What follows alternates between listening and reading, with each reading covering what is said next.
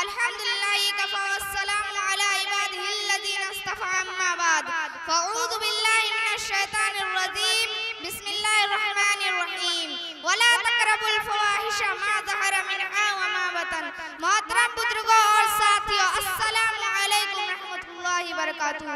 अभी मैंने आपके सामने कुरान करीम की तिलावत की। इसका मतलब यह है कि बेहया और बेशर्मी के करीब भी ना जाओ। आज साइंस का जमाना है, नई नई चीजें इजाद हो रही है। इनमें से बहुत सी चीजें मुफीद और कारआमद है और कुछ चीजें ऐसी भी है जिनसे फायदा कम और नुकसान ज्यादा है।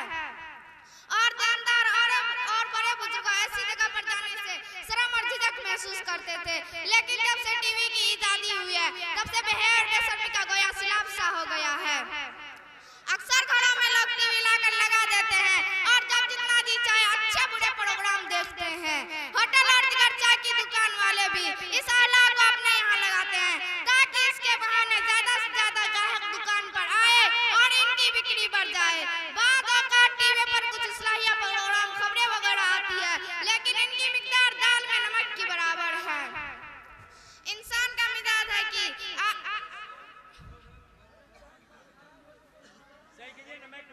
चुनांचे हालिया है कि बच्चों और नौजवानों के अलावा बड़े बूढ़े लोग भी बेहया और बेशर्मी वाले प्रोग्राम देखते हैं। बच्चों का दिल पढ़ाई में नहीं लगता, स्कूल से आकर हवा टीवी के पास बैठे रहते हैं। टीवी ज्यादा देखने से भी नहीं, यानी आँख से देखने की कुव्वत भी कमजोर होती जा रही है। टीवी से मुताल्लिक कई इबरतनाक वाक़यात हो चुकी है। अभी हाल ही में दो दोस्तों का वाक़या गुजरा है। एक दोस्त रियाद में रहता था तो दूसरा जिद्दा में। इनमें से एक दोस्त का इंतकाल हो गया। उसने अपने दोस्त को ख्वाब में दिया कि उस पर सख्त अज़ाब हो रहा है, क्योंकि उसने बच्चों के असरार पर घर में टीवी लाकर लगा दिया था।